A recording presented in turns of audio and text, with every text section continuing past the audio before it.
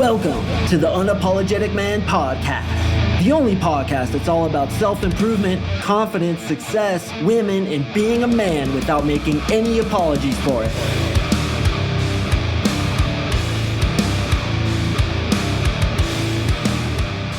What is up, gentlemen? Thank you for tuning in to another episode of the UMP. I really do appreciate you joining me. My name is MarkSing, and I am an NLP dating coach. For those of you who don't know, NLP means neuro-linguistic programming. I'm going to get in that head of yours and make you feel like an absolute champion. And time again, boys, I get on these calls with these guys, these prospects that want to get into my coaching program. And I'm seeing so many qualities, not only with these dudes who I meet with, but just in day-to-day society, that I feel it's my job as your podcast host, as your coach, to help you identify these things within yourself. Now, listen, I had all these as well, specifically in my 20s, and they can be overcome. So if I say something that kind of gets you butthurt, well, first of all, you should know that if you get butthurt easily, if you get offended easily, that's one of the qualities. But if you feel offended, that's okay. And just realize that you have that thing, because oftentimes awareness alone is curative. So let's be completely real with ourselves. Be honest with both yourself and me, and you'll be able to get past this, because it's my responsibility, man. Sometimes to be your mentor, I have to be your tormentor, and it's a big responsibility being your podcast host and your coach. It's kind of like being the head of sanitation at Burning Man, okay? And I want to help you get the skills to attract the kind of woman that makes you drop to your knees and thank God you're a man. So I want to help you do that today. So let's just be open, let's be humble, and let's admit that a lot of us do these things, and let's get rid of this shit, man, because it's bad out there, boys. It's bad. All the femininity, pussification of the American male and the English male, Canadian male, Australian male, and every other male out there. It's bad out there. It's my job as the unapologetic man to help you ascend this, because I'm unapologetic and I'm not going to apologize to you about it. But I want you to flex up. Don't take this shit personally, and realize that you can get better, which I think you'll agree with me is a really good thing. Before I jump into those 5 traits, and of course, boys, I always overdeliver, so I'm actually going to give you 7 traits. Want to read yet another testimonial from a fucking champion who just graduated my program. This guy, when he first contacted me, I was like, bro, you probably get more ass than a toilet seat already. What's going on with you? And he's like, I know, man, but I just want to bring it up to the next level. And I was like, respect for that. I really respect a guy who's already good with women, who wants to get even better. And I respect a guy who can listen to an episode like this one and say to himself, you know, I think I might do one of those 7 things, and admit that to himself and work to improve it. So this is from my boy, Jared. What is up, Jared? Here's his testimonial. Mark, Jared N here, and I just wanted to say thank you for all your energy, hard work, and wisdom you selflessly gave me and every other guy in your program over the last 3 months I was with you. I expected to go through change, but I didn't expect what actually happened.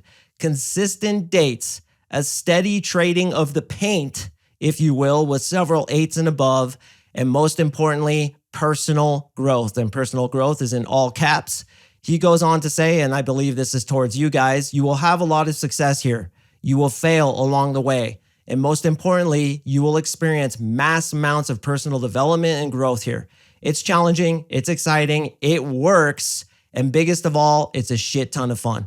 Thank you so much for that, Jared. You are an absolute legend. Trading paint with 8s and above. I know a lot of you boys want to do that, so let's identify these 5+, probably more like 7 different traits that I notice time and time again in guys who don't get girls. Okay, first of all, guys who don't get girls are super agreeable. They agree with everything. They don't want to rock the boat. They have a meta program in their head, which was probably given to them by their parents, that you shouldn't be disagreeable. Don't rock the boat. Don't inconvenience others. Don't bother people. You want to have smooth sailing. You don't want to ruffle any feathers, piss in anybody's river, or goddamn launch a rope of diarrhea into their morning coffee. That is definitely not what you want to do. But when you become an unapologetic man, an attractive man, you're honestly not afraid to be disagreeable, but you're not a dick about it, right? You're just disagreeable when someone's dicking you around. Whereas guys who are unattractive, it's like they'll get dicked around and be a floor mat just because they don't want to be disagreeable.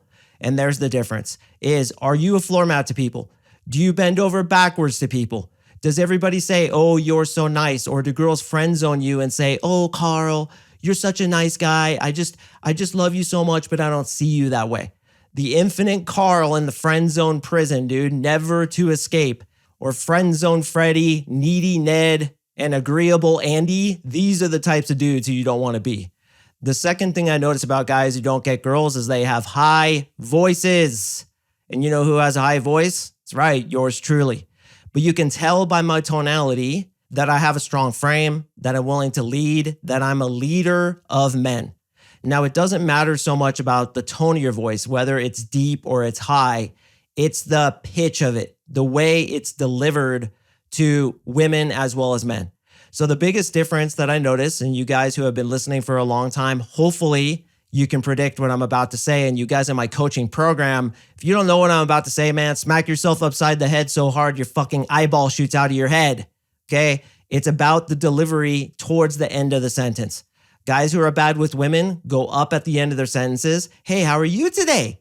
Guys who are good with women go down at the end of their sentences. Hey, what's up? How you doing today?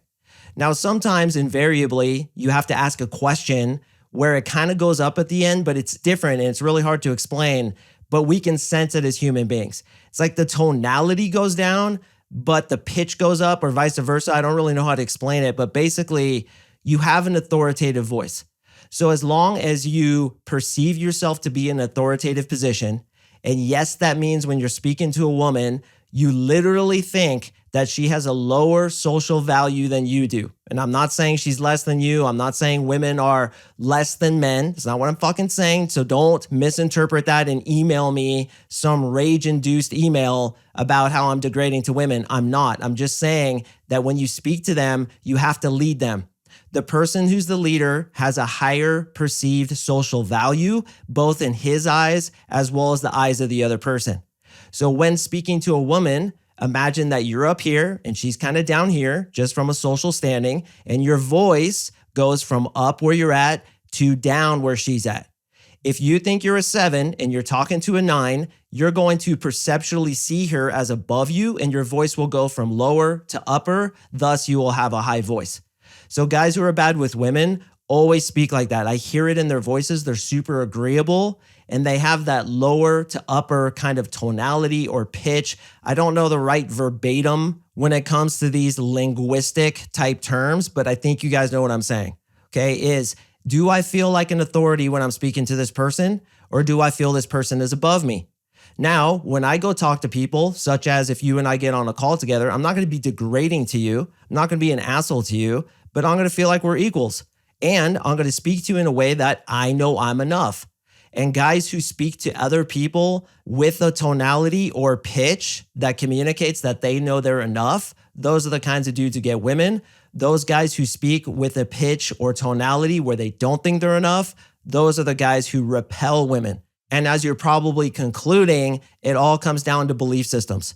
Am I enough for this woman? Or even, am I socially more valuable than this woman? Which honestly is how I feel. When I go talk to a chick, there's no way she knows as much as I do about attraction.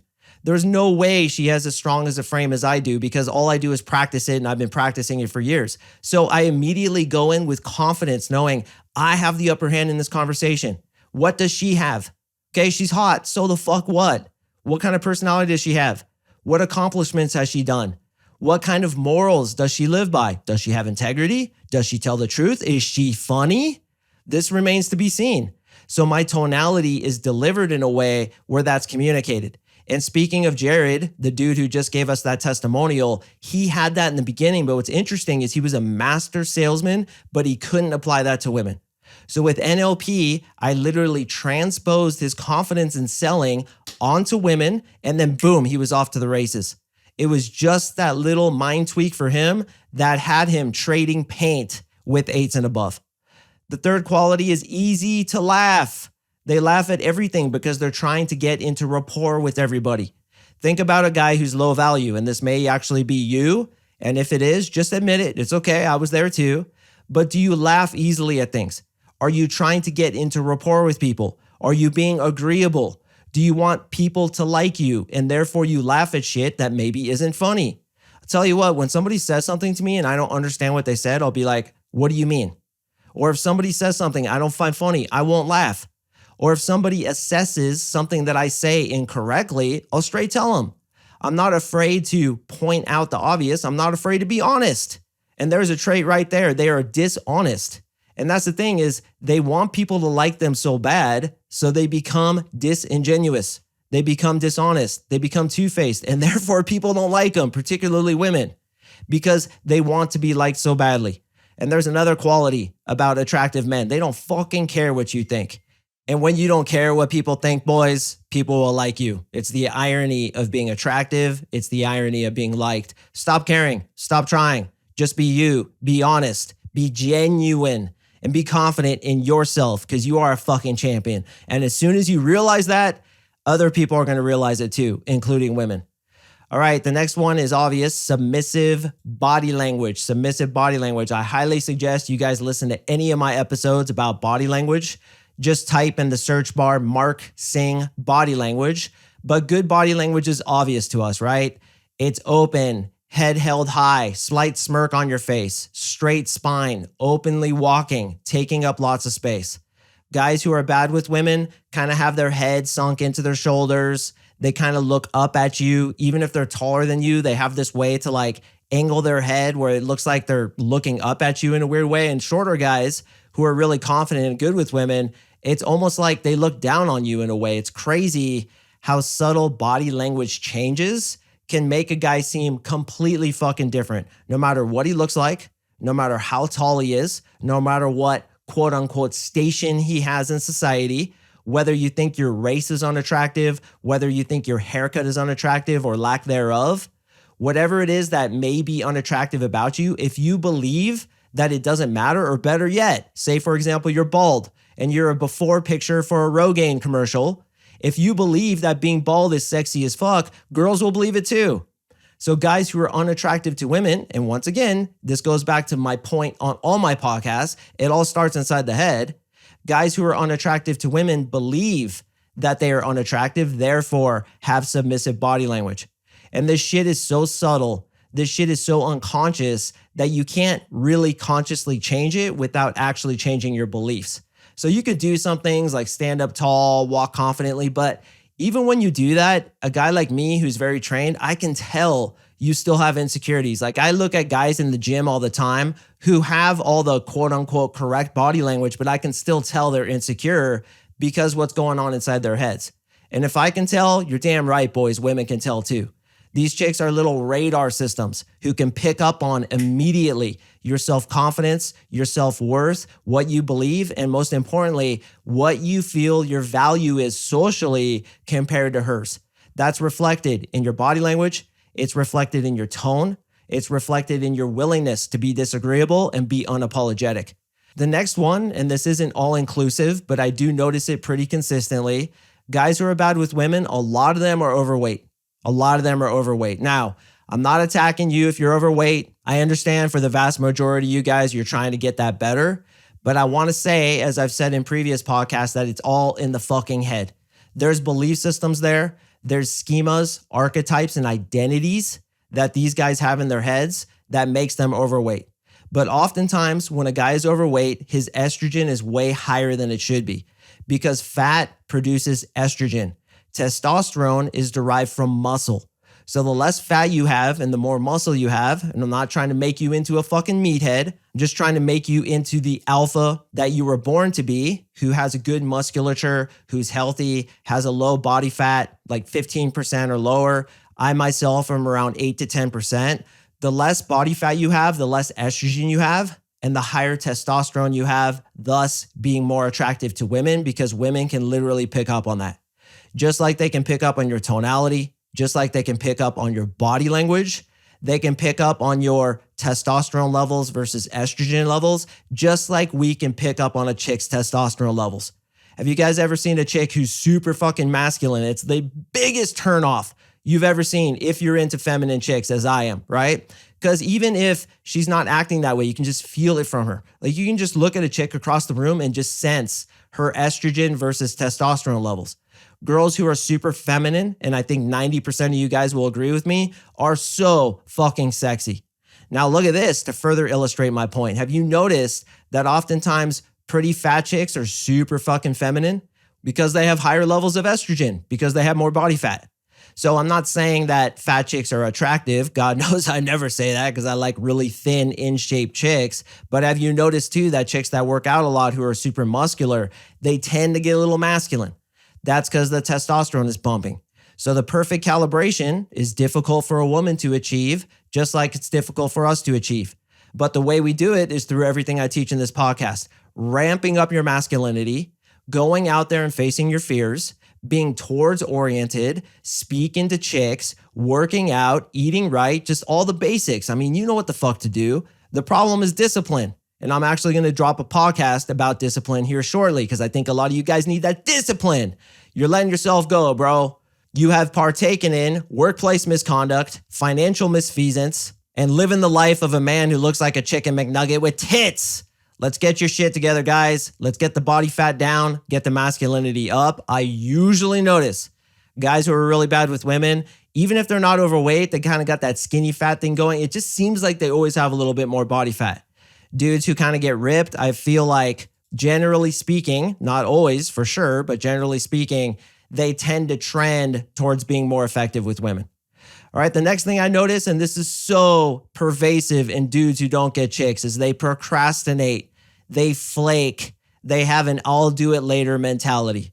Do you know what flakiness and procrastination is derivative of in a man? That's right, estrogen. When you have a high level of estrogen, when you have a high level of femininity, you procrastinate, you flake, and most of all, you make fucking excuses. I absolutely love the quote by Jocko of the Jocko podcast. All your excuses are lies. I actually have a picture of Jocko with that exact quote next to my garage door. So every time I walk out of my garage, about to go to the gym, about to get some shit done, about to get after it, I see that. All your excuses are lies. And they are, man. And there's always an excuse when you need one, isn't there? I hear so many excuses, it would blow your fucking mind. And I just smile and I say, man, there's always an excuse when you need one. If you really wanted to get this part of your life settled, if you really wanted to get girls, get ripped, get money, you'd fucking do it. All your excuses are lies. Now, certainly, a lot of excuses are derived of meta programs, schemas, archetypes, traumas that you guys have in your head. But dude, I'm the last guy you're going to sell on your fucking excuse. I'm not ready yet. I don't have this together. I don't got this situation. I don't have this confidence. I don't have fill in the fucking blank. Okay. Guys who are bad with women are fucking excuse makers. They're flakes. They're procrastinators. And I have very little respect for them. It just makes me do the 6 forehead slaps, bro. I've been talking about it lately in these podcasts, just like 1, 2, 3, 4, 5, 6 forehead slaps when you make that fucking excuse. I can't do it because fill in the fucking blank. You're being a fucking pussy. Now listen to my language. I'm not saying you are a pussy. I'm saying you're being a fucking pussy. And I was too. I was Dr. Excuses. I was head of the excuse army back in the day. And what was I? A fucking failure. Didn't get girls, didn't get money, wasn't ripped, looked like, yes, that chicken McNugget with tits, or a cow standing vertically, or a potato with the bathing suit on it, because I was making excuses. Until I finally realized that, yeah, all my excuses are lies. Fuck this shit. Let's get our shit together. And now look at me. I'm able to do it. It's not that hard if you stop making excuses. But guys who are bad with women, excuse makers. And the last thing I want to say, and if this happened to you, forgive yourself. They get butt hurt easily. They get offended easily. They get triggered. Guys who get triggered, the only thing you're communicating to me is you're fucking weak. You're fucking weak. Because nothing anybody says can affect you unless you let it. I want to say that again. Nothing anybody else says can affect you negatively unless you let it. It's your choice. And people who get butthurt, like, come into this safe space and we won't trigger you with all your insecurities that you refuse to work on because you're a fucking pussy. That's what I hear when I hear triggered words or safe spaces or whatever pussy-ass bullshit they're trying to slang at us in the modern media. Sack the fuck up, be internally validated, not give a shit what other people think or say, and when they say it, laugh like a Spartan sitting there after battle with his blood-sprayed helmet and his bronze shield smeared with guts when a little kid comes up to him and says, "Your helmet's stupid." He just looks at her with his eyes alone. He doesn't even bother to put his chin down and to actually look at her. He just looks at her with his eyes and he laughs. He's like, ha, Just like if anybody sends me a hate mail, like you're a piece of shit, Mark, I hope you die. It's fucking funny to me because I don't give a fuck what they think. I'm internally motivated. I'm internally validated. And so are you, man, when you decide to be. So from this day forward, make a pact with me, man to man, brother to brother, warrior to warrior, heart to heart. From this day forward, I will not be negatively affected. I will not be triggered. I will not be hurt by the words of others because they are just words. And you know what? It's more of a testament about how they think about themselves than it is about how they think of you. So let it drip off of you like water off a duck's back because it doesn't matter. The 5 traits, I should say 7, I always notice about guys who don't get girls: super agreeable, super high voice, easy to laugh, submissive body language, overweight, especially around the core area, procrastinators, flakes, fucking excuse makers, and gets butt hurt easily. So if you have those, admit it to yourself, and no matter how much you snap at me or anybody else, it's all about yourself, bro. Gentlemen, I do appreciate you listening. I draw a podcast on Mondays and Thursdays. If you'd like to meet with me on a free one-on-one breakthrough session, you're like, dude, I'm not meeting with him after that fucking tirade. Relax. I'm a nice fella. I just expect you to step into your masculinity. And if I'm not going to make you do it, who the fuck will? Right? I can't be your mentor unless I'm going to be your tormentor. So the reason I make my guys reply to my emails in 24 hours, the way I make my guys sack the fuck up and approach 20 girls a week, the way I make my guys do all their NLP and show up to the fucking coaching calls is because my purpose is to put them in their masculine energy so they can get chicks. So I hold them accountable. And if I'm not going to do it, who the fuck will? Right? Who the fuck will? Nobody. Sometimes you need somebody to smack you upside the head and tell you you're being an idiot and a fucking pussy so that you sack the fuck up and do the work and get the results that you want. And then realize that I'm not even necessary, right? After my guys graduate my program, they're like, I feel like I don't need you anymore. And I'm like, perfect. That's where we need you to get, because now you're internally motivated, internally disciplined, internally willing to go out there and get your goals. And you're on the way to becoming the man you've always wanted to be. I do appreciate you listening, and I will see you in the next episode.